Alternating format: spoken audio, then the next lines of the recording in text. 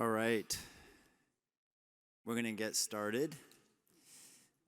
We are going to try to keep everybody awake in their postprandial hour period here. Hopefully we will do that. Welcome in, everybody. Welcome to the University of Miami honorary table here up front. I, along with my co-moderator Meredith, would like to welcome everybody to the Stump the Experts. This is our second annual Stump the Experts panel. We felt so good about playing with everybody's minds last year that we picked a whole 5 new set of people to toy with again. We have a wonderful group of experts, and truly in the sense of the word experts in their respective fields. I want to welcome Mara Cosetti, who's a cochlear implant surgeon from New York Eye and Ear.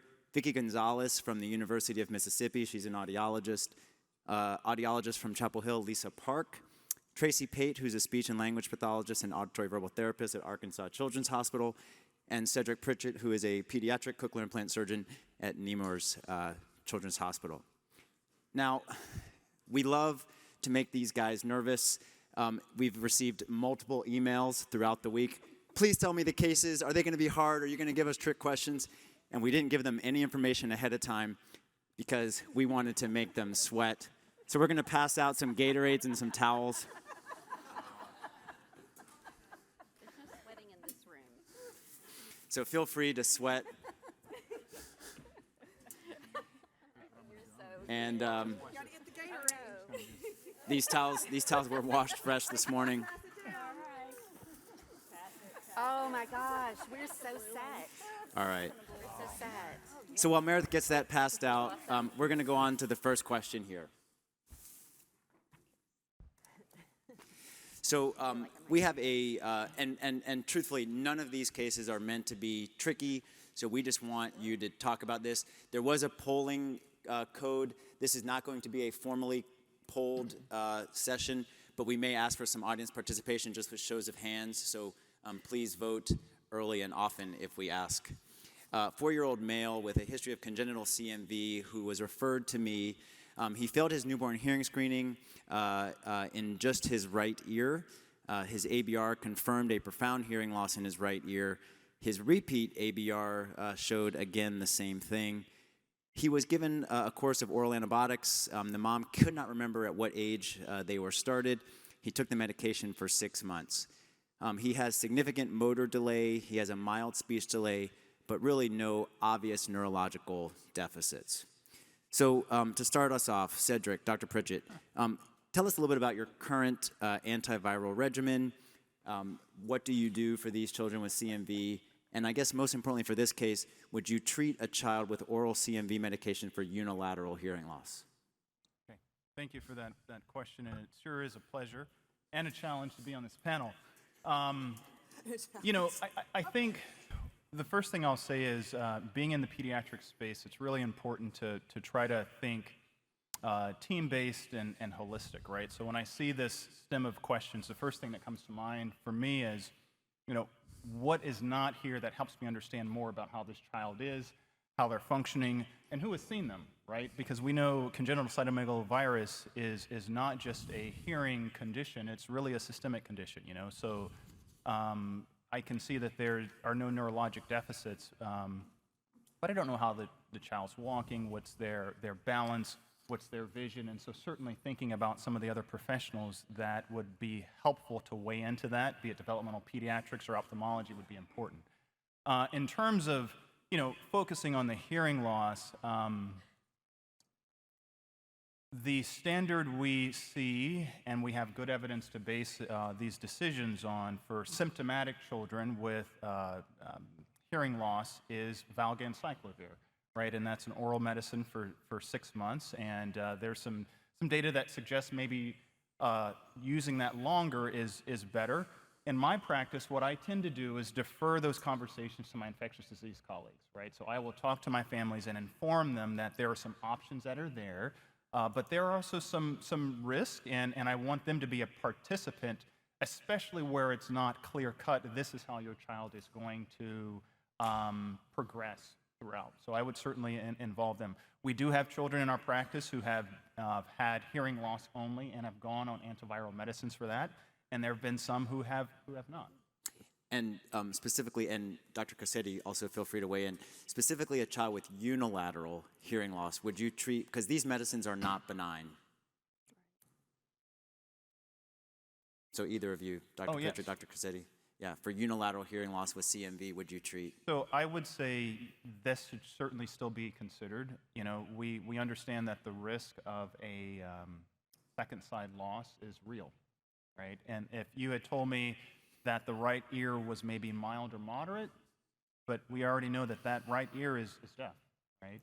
And so they're working off of one good ear at this point in time. Okay. Mara, anything? Same, okay.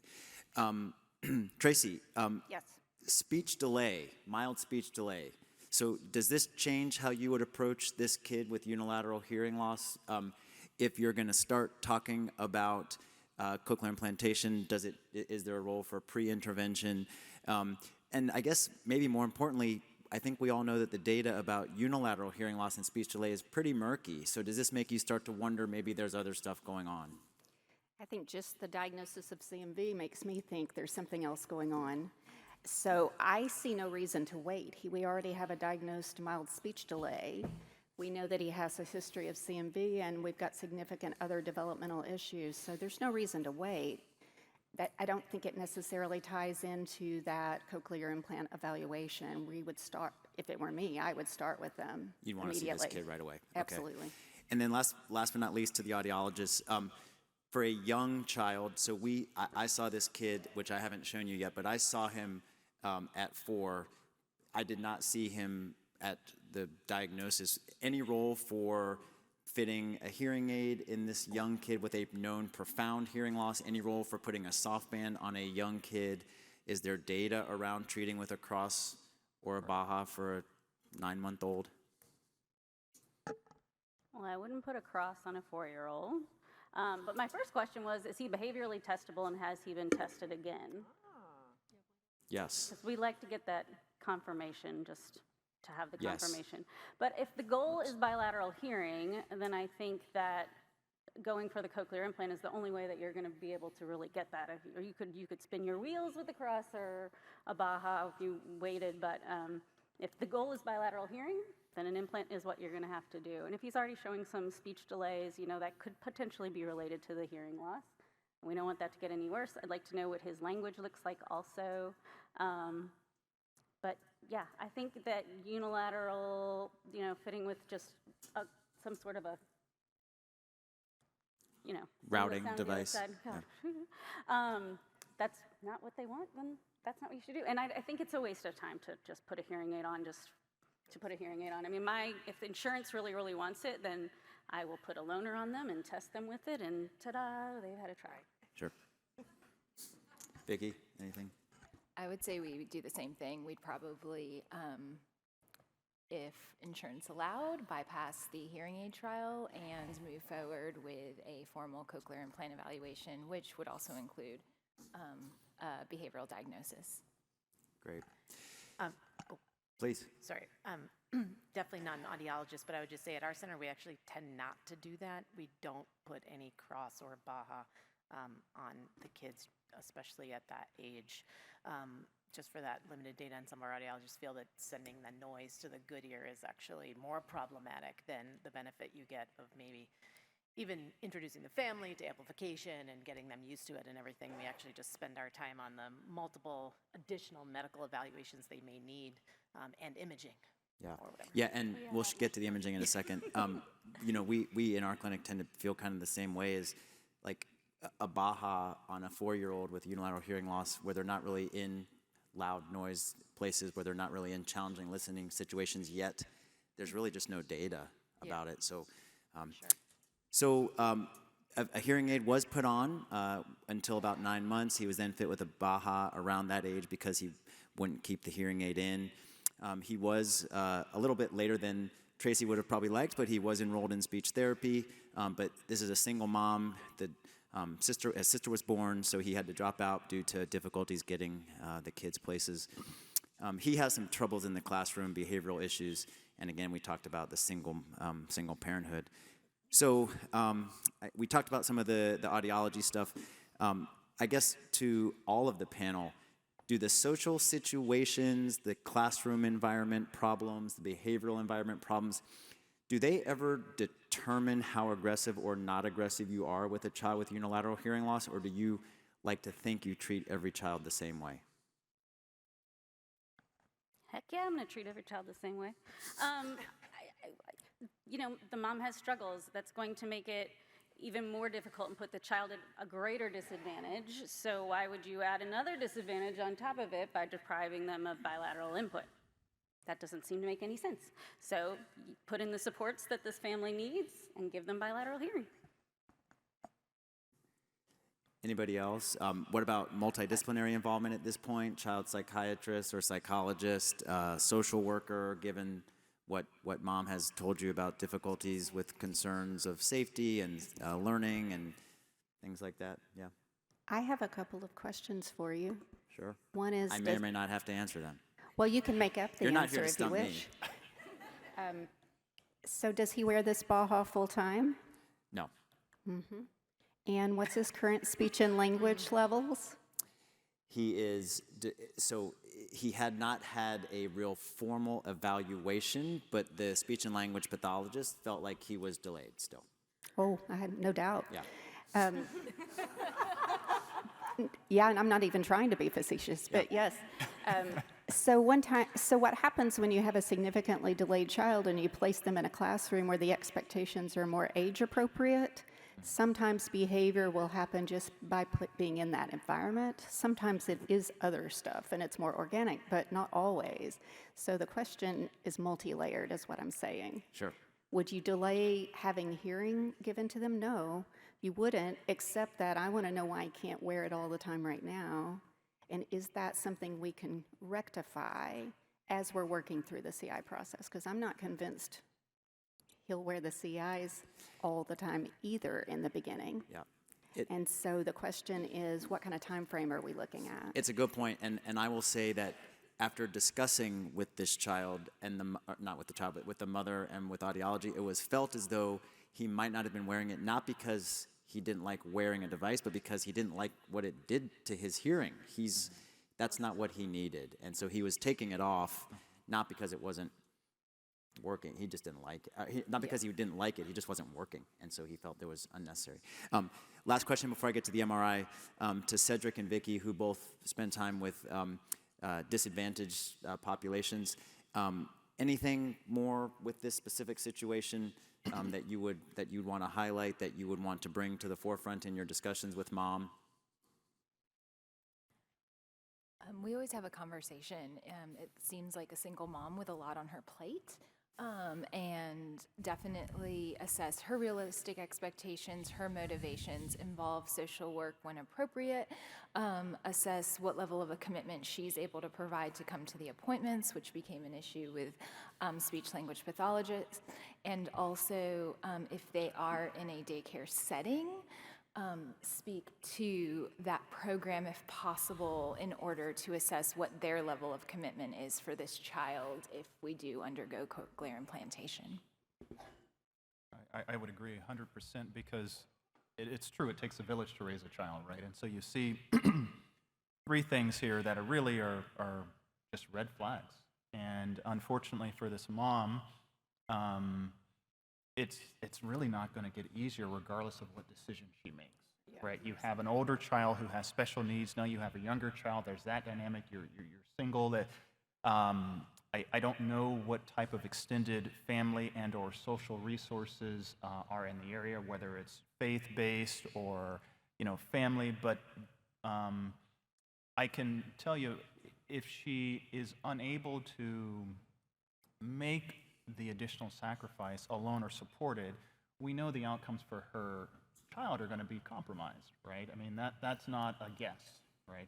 He's going to struggle, he's going to have challenges, and behaviorally, educational-wise, and that will set him up, especially having a single parent, for some potentially rocky teenage years, Yep. right? Yeah. Okay, great. So all things we talked about. To just move up, so this was his MRI. You can see it's a really yucky MRI. lots of T2 hyperintensities. He's got 2 anterior temporal horn cysts, which you can see there on the top left. But importantly, he did have a cochlear nerve, which you can see on his sagittal scan on that bottom right. So we did implant him. We had a very long discussion, but ultimately it was a pretty clear decision in all of our minds. And just to keep things moving, he, not unexpectedly, has not been good about follow-up. He's a couple of years out now, but this is his 6-month speech testing, which is really the last testing we have had the ability to do. But by all reports from the mom, he's doing well, liking his device, wearing it all the time. Sadly, we are currently dealing with some possible V1 issues with this child, so he may be back in my clinic sooner than we had hoped. But anyways, really overall a success story, and mom is incredibly happy with the decision. So, next case. Dan? So, please. So sorry. The only other thing I would add that we've done differently in our clinic with some of these is if we're, for the SSD kid, where the imaging is going to make a big difference in terms, well, I don't know a big difference, but it's going to be impactful, certainly, and they will require a sedated MRI. We will actually initiate that very early in the process, because at our center, that took some time to get that going. In fact, that's the rate-limiting step where we are because of the need for that sedated imaging. And this was actually his MRI from when he was an infant. God knows what it looks like now. I mean, it's probably worse. Yeah. But we were lucky that we had already had that. So this is a 72-year-old widow. She lives alone. She's active. She has a hearing loss that she can remember as far back as she's able to. But she says over the past 2 to 3 years, it's gotten worse. She's been a very avid and loyal hearing aid user. She had a right ear questionable sensory neural hearing loss in the past, but she's not a perfectly wonderful historian. Her family is concerned about memory issues, but one of her sons just says he thinks she's lonely and she just doesn't have enough stimulation. So you can see her CNC scores there. You can see her AZ bios in noise and in plus 10 and plus 5. So to Lisa and Vicky first. Talk about the use of noise here in a patient like this. Do you use noise? What is your protocol? How much noise is too much before you start to think that, because right, I mean, we can all qualify for a CI if we stand behind a jet engine. So just kind of chat about your protocol. So she's not in much noisy situations, and she's looking for improved quality of life. So at this point, even though she is performing well at a plus 10, her CNC scores are low. Actually surprised that her AZ bio is as high as it is with the CNC, but that is because of those good residual hearing in her low frequencies. So at this point, we would discuss cochlear implantation, but where they said she's lonely, also make sure there is a social factor involved and making sure that she has resources to help herself in that kind of lonely environment, whether it's audiobooks or other resources, or making sure family members make the time to allow for some oral rehabilitation or any other services in her area, which in my state is lacking for adults. But based on the scores I see here, we would proceed with cochlear implantation if she was and her family wanted to move forward. Okay. Before we get to the surgery, which is what 3 of us up here like to talk about, Lisa, I'm going to impart some of my own biases in a very subtle way so as not to force your hand. But tell us about why you might want to use CNC as a test to qualify for CI rather than AZ bio. Well, grown-ups are not my jam, but I will say we only use CNCs for determining candidacy. We might do maybe hearing and noise for a baseline, but how much do we really expect a cochlear implant to improve your hearing and speech front, noise front, babble? Not a whole lot. So I hear all these arguments for and against using noise and what signal noise ratio do you use, and for me as a pediatric person, my question is just always why. So we have made a change in our practice, but just by a show of hands in the audience, this is where it's time for you guys to shine. Anybody out there whose CI practices have changed to using CNC as the qualifying test and sentences to gain insurance authorization? Show of hands. Absolutely. Wonderful. And anybody who's still using AZ Bio or connected speech to do everything? Raise show of hands. Okay, so if the other 80 people didn't vote, that's okay. But CNC definitely won. Okay. So can I just interject? Yes, please. You used a keyword, and that's insurance. And so it's also a factor of time. And so I would love to do CNC on everybody, but there are times because a patient might have questions or their history that for insurance purposes, we have to. So as a profession, if we do want to change it, we also have to change the So insurance let's- criteria to dictate why some people in this audience still raise their hand because they don't have the time to do more testing. 100%. What if I played devil's advocate and said, what if you could know who will and will not qualify for a CI by starting with CNC and save yourself the time of doing the AZ Bio if they're not going to be a candidate? If we're talking straight candidacy in that respect, but I think for some clinics, a lot of times those other cases are filtered out. I think we're seeing less patients, at least we are, who are sent to us who are truly not candidates. Sure. This is a shameless plug for what will be coming. The MSTB is currently being revised and is going to be published, and some of this may be hot off the press soon. But I think the other thing for this lady, and someone brought it up, is she lives in a quiet environment. So what does sentences and noise really mean to her, right? All she needs is to hear her kids at the Thanksgiving dinner, or to hear on the telephone, or to listen to NPR, right? Mm-hmm. So that's why CNC may for some people be a better screening test, and then you just drive the noise down until you get less than 60%. So from a speech pathology perspective, you're looking at two different things between a sentence test and a single syllable word test. So depending on her ability to fill in a sentence level test, it may be overly inflated. That's right. When you take it to a CNC type test, then you really look at which phonemes are accessible to her through her hearing aids and which ones aren't. And that really is the main factor. If you can provide more access, then that's right. when you do it. Top down versus bottom up. Absolutely. Yes. Mara and Cedric, talk about your electrode choice these days. So we've kind of seen a shift from partial insertions of full-length electrodes to short hybrid electrodes to longer hybrid electrodes to some people using a full-length electrode and inserting it partially. So what are you doing for a case with significant hearing preservation preoperatively? How are you choosing an electrode?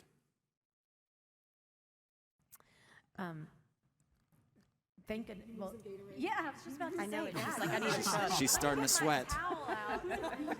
Next year we have to remember deodorant.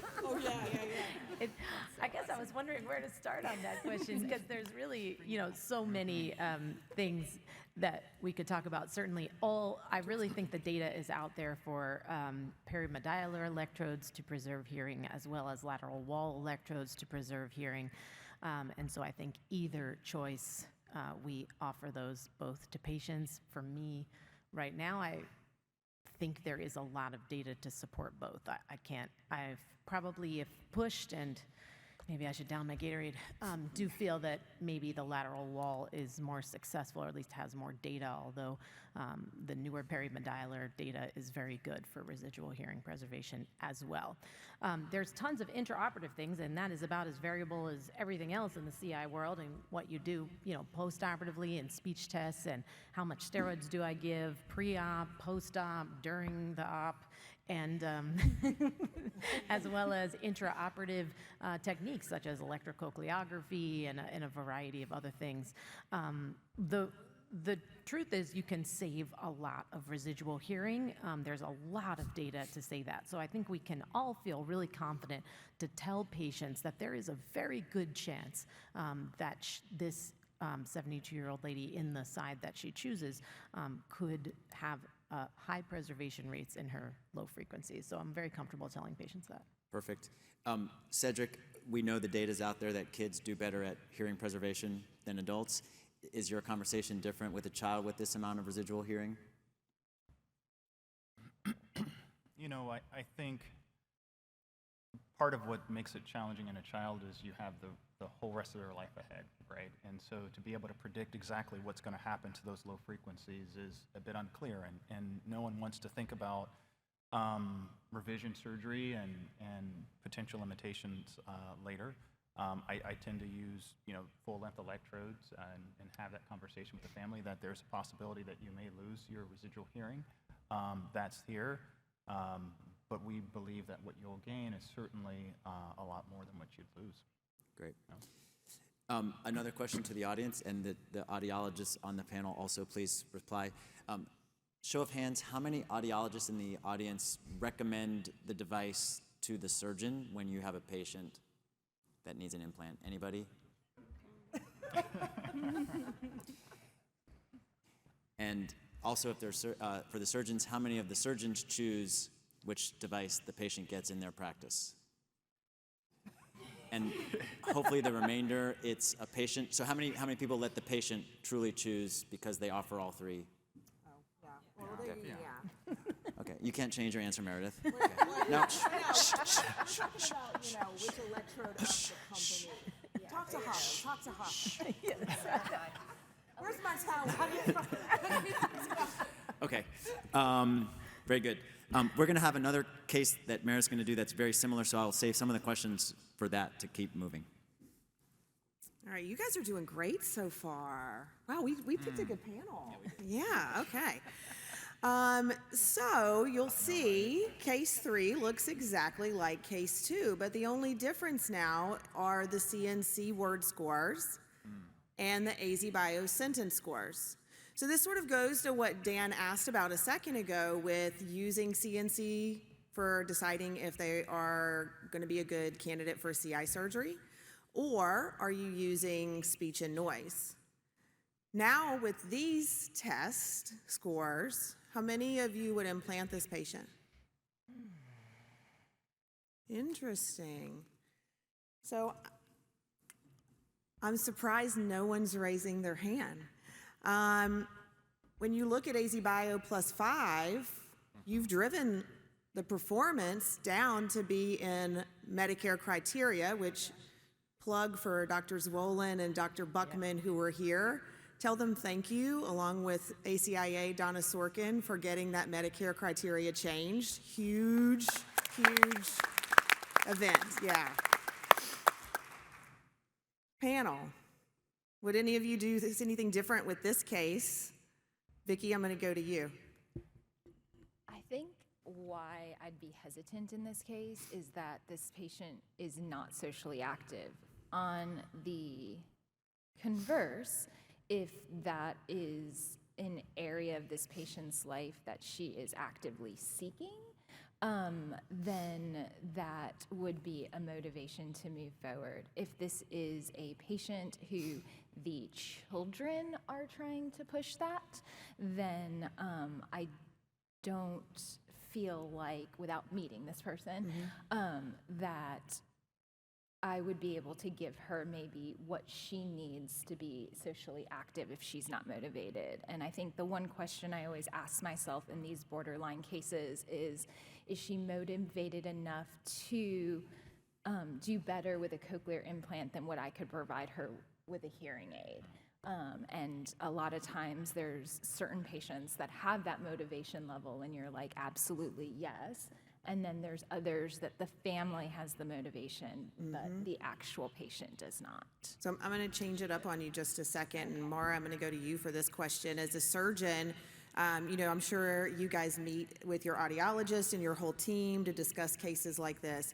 So I love what Vicki said about the social aspect. So let's say it's pretty much the same as you see, except this is a 72-year-old CEO of a company who doesn't have to be at as many in-person meetings anymore, but is still an integral part of running an organization. Does that change your perspective? Are they a lawyer? I can neither confirm nor deny. Right, exactly. I plead the fifth. That's a great question. I mean, it's the one thing I wanted to bring up that wasn't on here is that the family's concerned about memory issues. So I think that was a big topic, I think, of this meeting and others.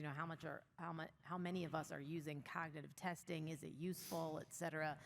This would probably be one of those times not to decide necessarily whether to give this person an implant or not, because they're 72, and I'm quite sure that in their lifetime they will need one. The question is, like so many things in medicine and in audiology, is when's the time to intervene? And that's really the question we don't know. And I wonder sometimes if not I wonder, but that's one way that we've noticed that that's been helpful. So perhaps this gentleman, has stepped back from his role as a legal. Why is it a man? I know, there you go. It's a woman. Oh, Lord, that is horrible. I'm sorry. There you go. I don't even know what to say with that one. But this woman CEO who's not a lawyer, I think it's worth it to investigate some of those things for that.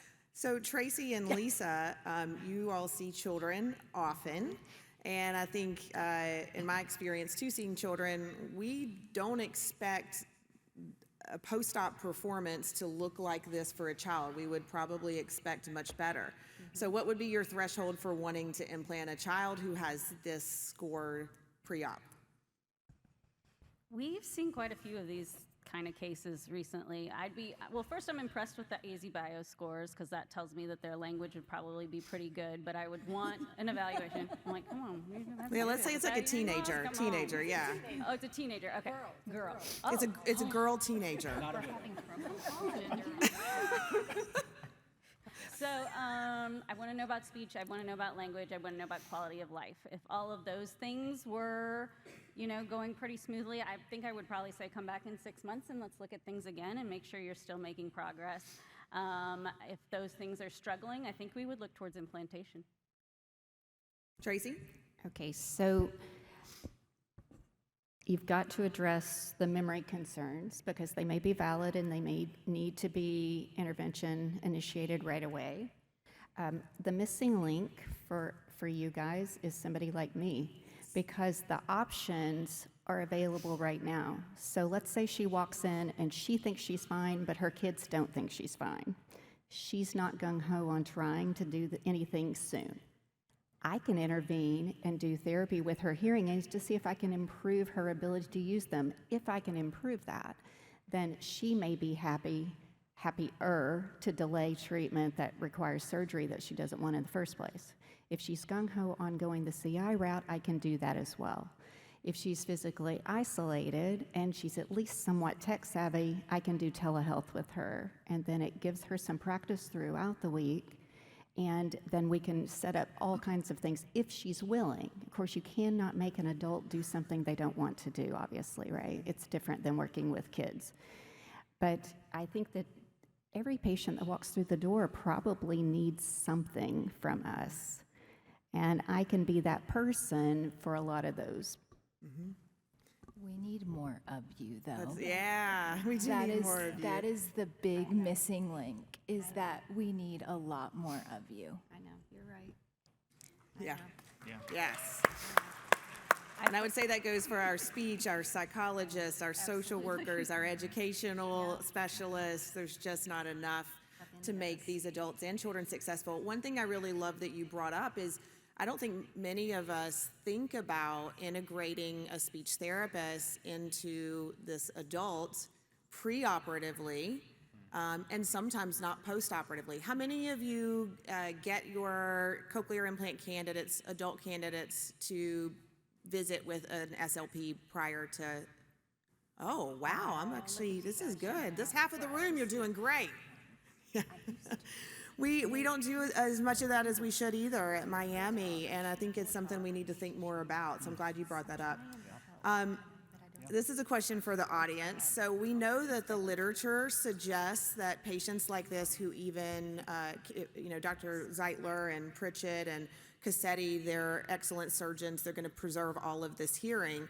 Unfortunately, the literature suggests that us as audiologists don't do a great job of recommending or even trying to fit an EAS component postoperatively. How many of you are regularly fitting an EAS device when you have residual hearing postoperatively? Yeah. Does that change for adults, older adults and kids? No. Yeah, okay. I mean, and that's one thing when we go to device choices. If we have a lot of residual hearing that we're trying to preserve, when it comes to a child, we will talk to the family about how, if we want to take advantage of that acoustic hearing and be able to amplify it, then Med-L is likely the best choice because we can actually put an ear mold on it and not deal with a RIC that's broken and doesn't fit well. So that is a consideration there. And just if anybody just a plug, I'm talking about pediatric acoustic hearing tomorrow. If anybody wants to come see, because it's a real thing. It really makes a difference. It's important. And so for this case also, how many of you, if it is a 70-some-year-old female, she may have Medicare. So as we know, Medicare doesn't cover both ears at once for simultaneous cochlear implantation. They do, by the way, cover sequential. There's a lot of questions about that, but please consider your second ear on your Medicare patients. How many of you would fit a hearing aid on the other ear that would correspond with the cochlear implant device that was selected? Good, so lots of bimodal. And then how many of you audiologists are managing both ears in those appointments? Awesome, that's great. I know, are you guys doing that, Vicki? Can I say it depends on the patient? Yeah, so it does. I will, but there are patients where their established hearing aid provider and a separate appointment is actually a better option. Yeah. So it's definitely patient dependent like everything else in implants. So one more question on that with all of the disparities in healthcare, and for any of you, if you do have separate visits with separate providers, how do you manage that with families or patients who have more or limited resources? We try to make them on the same day. Okay. I mean, we're unfortunately not under the same roof. It is something we really, really want to do, and we think actually it'll be nice to be able to complement each other's specialties if we're all under the same roof. It's difficult when we're in different spots. But we've had an audiologist who's come, you know, one of the hearing aid people have come over to the CI clinic if that's easier for the family to see them there. I mean, we just do what we need to do. Those are the cases where the one provider would manage all aspects of their hearing health. And then one last question, and this is actually to Tracy. So for any case like this, adult or child, would you want the audiologist to have provided a electrical only map and an EAS map? And if so, would you use one or the other for therapy? I don't necessarily have a preference off the bat. I've had some adults tell me they don't like the EAS map, and then I've had others who like it, so it's pretty much their preference. All I'm looking for is clarity so that I can teach them how to use it. So whichever one is more clear works for me. Are we changing filters with these? Yeah, good question. I don't know, I just came up with that question on the fly. It wasn't on our list. All right, let's move to the next case. So living in Miami, we have a lot of patients, of course, who are bilingual, and we have a lot of patients who lived in other countries and then now reside in Miami. So this is a case that my colleague, Dr. Volandia, actually saw quite recently. 18-year-old male, he's a student, and he was born premature in Cuba, was in the NICU for 2 weeks. His hearing loss was not diagnosed until age 6, but he did begin wearing bilateral hearing aids at age 7, so it was treated pretty quickly. There's an unknown etiology, but it has been progressive. He is an oral communicator. The CT was unremarkable when he was initially diagnosed. The family moved to the US at age 12, so of course he was enrolled in school in Miami, and English was a language that he began to learn at that point. He has learned, of course, Spanish since he was born, and then English for the past 6 years. This is the outside audiogram that was sent in to our neurologist the day of the initial evaluation. So, Mara, you guys see a lot of international patients in New York. How does your clinic handle a patient like this? How do your audiologists test this patient? Do they ask the patient what language they prefer to be tested in? Is there some kind of protocol that your clinic uses for bilingual patients? Thanks for that question. And we do see a lot of patients like this. And it's been a really nice focus of this meeting, both Spanish speaking and also a lot of other languages. I'm in New York, so we see Spanish, but also Mandarin, Farsi, Russian, Polish, just like literally every language. And so it's not so uncommon. A couple things about this case that I was happy to see is one, it seems to be progressive.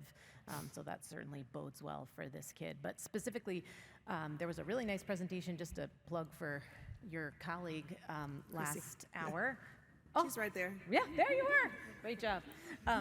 You can take my Gatorade after this one. And we found that to be definitely true, is that the differences between HINT and AZ Bio, and a lot of really helpful questions were asked at that question and answer session. You know, is the 60-60 rule, what is the rule for other languages? One thing that was also brought up is, you know, there's not that many Spanish-speaking audiologists. One thing as a field where, you know, that's definitely true, but you know, frankly, there are a lot of patients that we implant with no speech testing. This is quite a dramatic thing to say, but we don't have tests that can be implemented by that language speaking individuals. So we would test this child in Spanish, actually, I think. Okay. Yeah. And would you be using a interpreter who would monitor live voice, read off sentences, or would you be using recorded material? And we have the AZ Bio in Spanish now. So we do use the AZ Bio Spanish recorded, which is very nice to have. And he's 18, I think, and a male.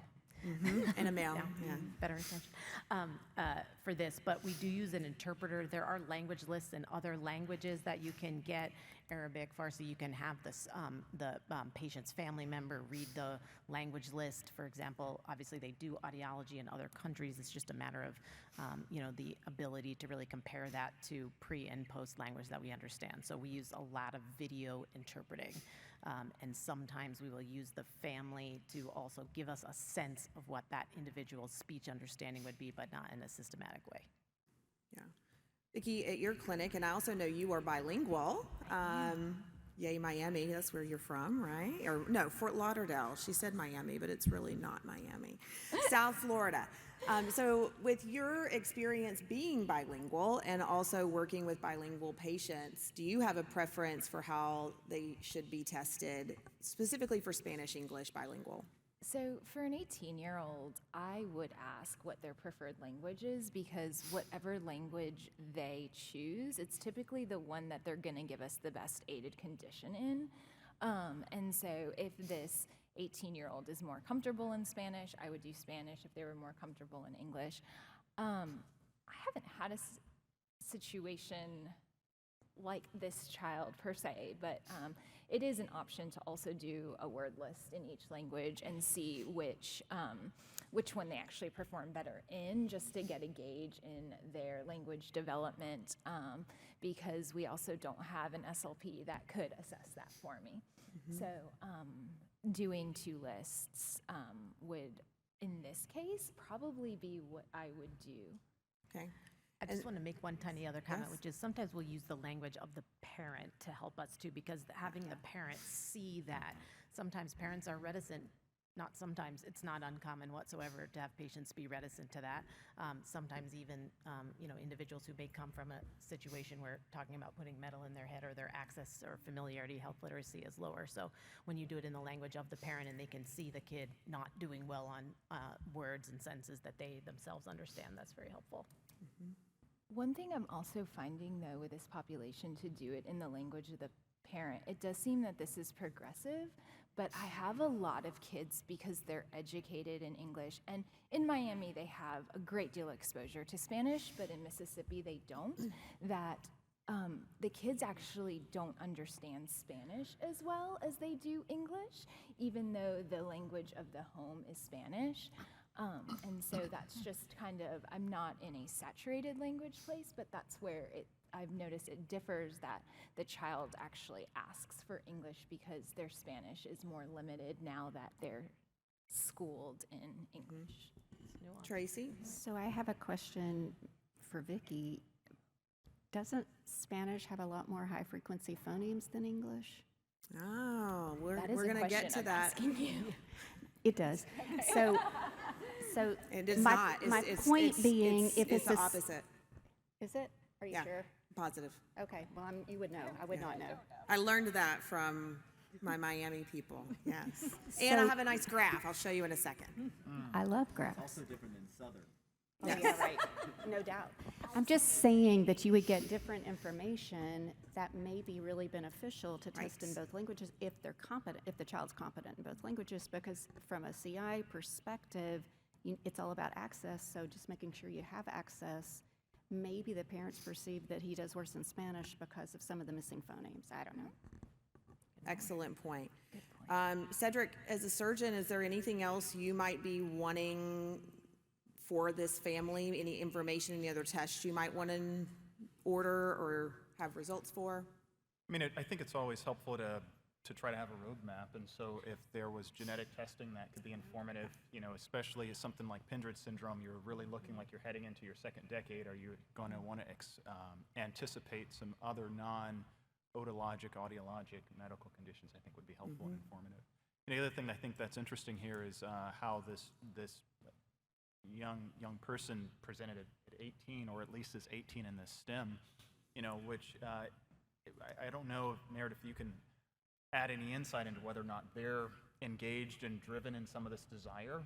Are they kind of past that optimal teenage year where they're really more into acceptance than what's in my best interest, right? And so I would like to glean from that because you're 18, this particular patient feeling like this is for me. I mean, they may or may not be with a parent or some other person, but hey, this is what I want. Right? And I'm engaged to try to figure out the best way that I can communicate with my peers and my associates and such.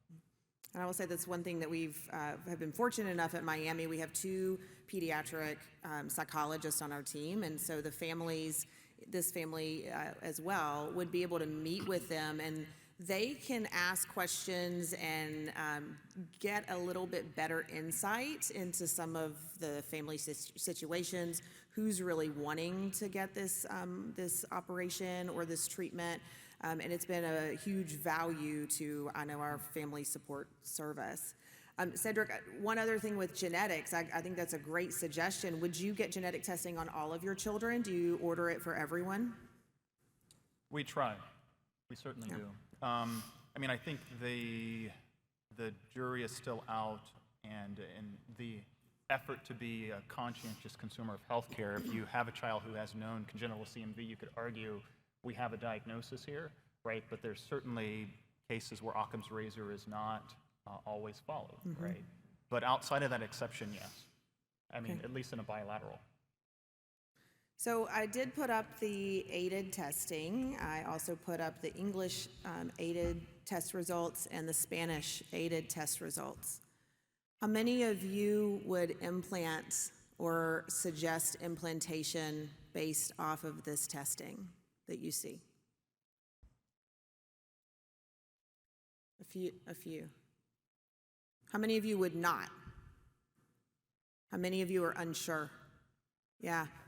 And I think this is where we're at with bilingual patients. There's a lot of unsurety. It's a gray area. Just what Maura said earlier, oftentimes with other languages, even in Miami, we don't have good speech information to make an assessment of how they're performing because we don't have the test to do it. And so we are sometimes recommending, maybe conservatively, implantation based off of the audiogram. But for this case, when you look at the differences in the Spanish test scores and the English test scores, it is an enormous difference with how he performs. So it sort of begs the question now, Lisa, for these kids, is it a language issue? Is it a hearing issue? I think that if we look at the SII in this case, they're not going to have any high-frequency access. And if you're trying to learn English, say this is a younger child who's trying to learn English, it's not going to happen. If you don't have access to SFTH, you're not going to learn English, and you're not going to have good language skills. So I think in a child, it is a different question, and you really need to look at access over anything else. Tracy, what do you think about that? Yeah, I see agree. nods. Preach. Yeah. All right, we've got about 10 minutes. Oh, go ahead.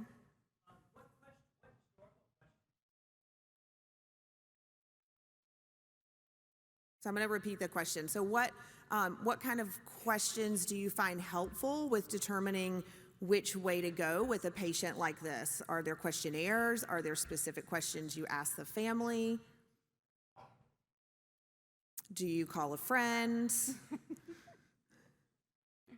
Phone a friend? I don't know. Oh, He's also 18, so motivation at this age is a huge factor. Yeah, I think just one thing is the different in age. I think, Lisa, you brought up like for a young child versus a teenager, you know, somebody who's right in the middle of that 13, 14 versus an 18 or even 19-year-old.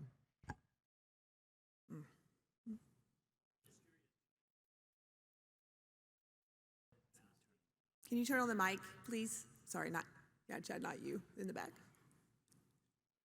I was asking them to turn on the mic for you so that you can be heard. Okay, you're good. One question that I find really helpful, I was just curious what your experience is. I ask patients in situations like these, when you have a well-fit hearing aid on, can you talk on the phone? How do you talk on the phone? Do you have to use both ears? Can you use one ear, or do you really struggle with one ear in your native language? So I was just curious if y'all had any experience with that. I think it's a great question, and it seems to be, because I see a lot of us sort of not knowing the answer, it's something that we need to do more work on. And I know you're definitely interested in, an area of making sure things are accessible for all patients, right? Okay, go ahead, Sandra. This is your patient. Yeah. So he's not interested at all to be implanted. He came from Cuba being 13 years old. His friends are Hispanic. He only has to speak English at school. His social environment is Spanish, so he doesn't feel that he struggles because his family, his friends, his social environment, his everyday life is Spanish. He only uses English at school for learning and for school activities. Yeah. So he doesn't feel that he struggles. And I asked him, how do you feel? Do you feel that you struggle in school? And he said, no, I sit in the front, I feel that but socially, he doesn't feel that he's struggling. And the mom tells me, he's doing perfect. He hears everything. He does very well in the restaurants, in family gatherings, and everything he's doing. So neither the mom or him feel that he's struggling. So I don't think that he's ready.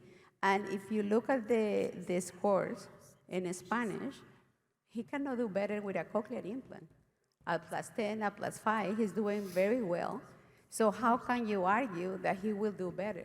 In fact, you will ruin with a cochlear implant the residual hearing that he has, and he will start performing words in noise in Spanish.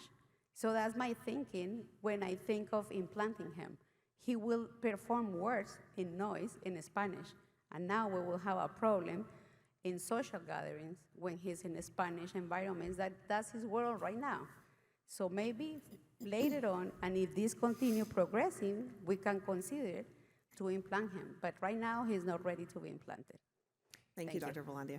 Yeah, and just real quick before we move on to the next case, I think you bring up a wonderful point, which is not true for just this child, but it's true for any child that has hearing loss and any adult, frankly, that has hearing loss. We're going to see, in an ideal world, we're going to see 9 patients that don't need to be implanted for every 1 that does, because we're going to have so many referrals because we're doing such a good job about awareness and advocacy for cochlear implantation that all of our local audiologists are going to send us terrible candidates, right? That's an ideal world. That's not a negative, that's a positive. And this kid is a perfect example of using the opportunity. We know he has progressive hearing loss, just like many of the adults. Counsel them about the benefits of CI. Tell them it's not brain surgery now, so when they're thinking about having an implant in 2 years, that's not one of their fears.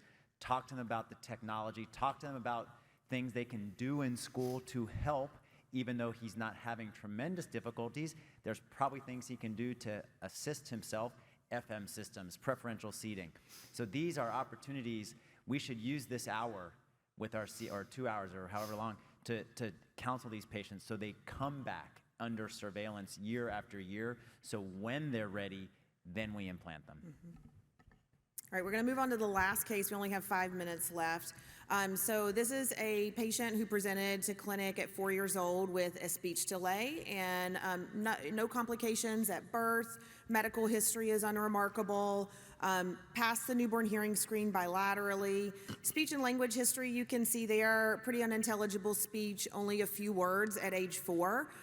Mom really doesn't think that the receptive language is any better than the expressive and has even done some things to see if the child is really hearing her at home or has memorized things. So for example, at nighttime, she would say, "Turn out the light," and the little girl would turn out the light. Well, when they finally started seeing the audiologist and doing the workup, the audiologist suggested maybe, at the same routine, say a different sentence and see if the child behaves the same way. So the mom said, "Put on your shoes," and the child turned off the light. Okay? So pre-K enrollment is in an autistic classroom, does not have autism. This is the hearing loss. Present OAEs. Horrible word recognition. Any other test my audiologist would want? ABR. Okay. ABR, bilateral ANSD. So this child was fit with amplification. Lisa, would you fit this child with amplification? Yeah. Okay. Tracy, would you be recommending amplification? Yeah. Always start there. Let's see Okay. if it works. So amplification was used for 3 months and was not making any progress at all in AVT. One quick question for Tracy. How much progress do you like to see with your children over that 3-month time period? You know that's tricky, right? So they'll tell you 3 months and 3 months, but I think it depends on a lot of factors of where you start. So she doesn't have an autism diagnosis, but that doesn't mean she doesn't have autism. It means she doesn't have a diagnosis. But we also know that untreated hearing loss very much mirrors autism. So there's a lot to sort out. So I don't know that you can put an actual time frame on it. Maybe you could, but I don't know that you could right off the bat. Exactly. Mara, Cedric, would you all be wanting more information on this child? Absolutely. What would you want? Tell me and I might can give it to you. So you said there was no NICU history, right? So no hyperbilirubinemia. I'd want some genetic testing. Okay. I'd want some imaging. Genetic testing came back with otoferlin gene. MRI was great, visible, present cochlear nerves. Multidisciplinary referrals, you can see there, we're trying to rule out, is this a cognitive issue? What is the expressive and receptive delay? It was severe. And then educational consultation was included as well. And I'm just going to show you a video of her. Banana. Frosty. Oh, good job. Glasses. Turkey. Good job. Airplane. Turkey. So she's saying sort of the same thing for everything, right? So let's switch to picture pointing. Okay.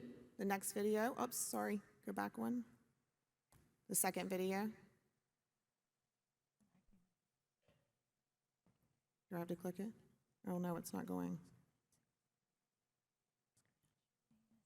Head. Horse. Oh, those are the stairs we climb. The stairs, we climb the stairs. Okay, next one. Bus. Book. Oh, book. We read So the you can book. see Yes, even we love books. even with write in your book chance, too. she's Okay, really let's not listen. getting anything right. So at this point, I'll just ask the panel because we're only a minute and a half left. How many of you would be thinking about a cochlear implant in your clinic? How many of you in the audience? How many of you would want to do both ears? All right, yeah, okay. So she was implanted with one cochlear implant, and this is the post-op hearing you can see there. Cedric and Mara, for a child who's not acoustically really benefiting, would you be interested in trying to preserve hearing in this case? Always interested in trying to preserve hearing, for sure. But, I mean, obviously, we're going to implant even though the chance of that is, Yeah. We actually have a child right now who looks a lot like this, and we were just debating her at lunch, actually, because our hope is almost that she doesn't keep residual hearing. Yeah, I mean, I've seen a kid with AN who was like flat 50. I've seen a flat 50 kid stay a flat 50 kid with AN, and they don't do so great with that implant. The other thing I would throw out there, just and I know this may be a little controversial at this Don't meeting. cut off our microphone. We know we're going to go over for a minute.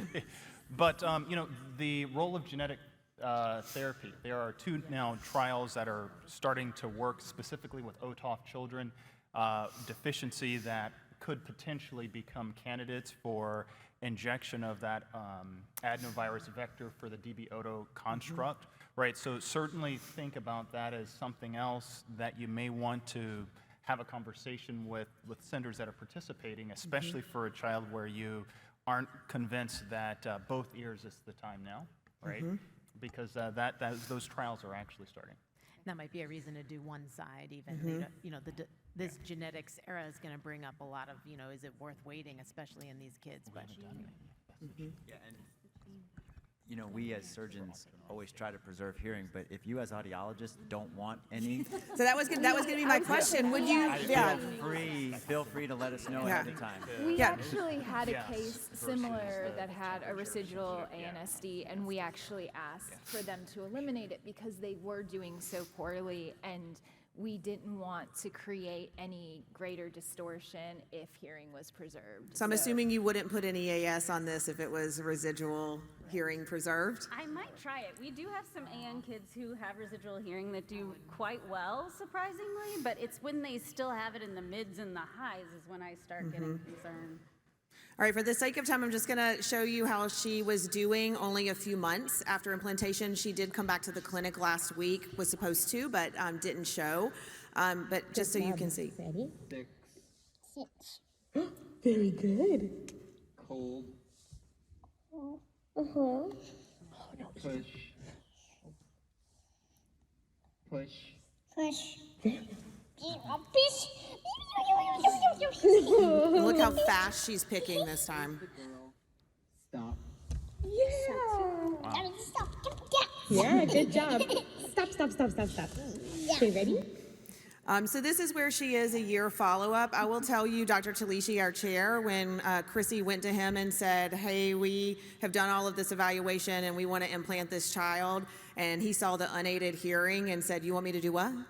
But of course, he's a great neurotologist and trusts his team, and I think as you all are great experts, and you certainly passed our test today, a team approach is always the best approach with all cases, not just children, but all the way up to the elderly.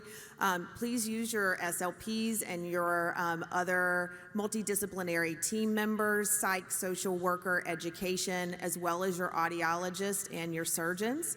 If you don't have people on your team like that, make contacts while you're here, because it really is a village, and the village is not necessarily only the place where you are working. Dan and I really love doing this, and so we are nominating ourselves to come back next year and do this again. If any of you have interest in being on this panel, let us know. And if you have cases that come up in the year, let us know that too, because we want this to be as rewarding for you as it is for us to put together. Thank you to the panel members. We appreciate all of you. Thank you to the audience. You can please put up the, what is it, the code? Yeah. And then somebody write it down and tell me later.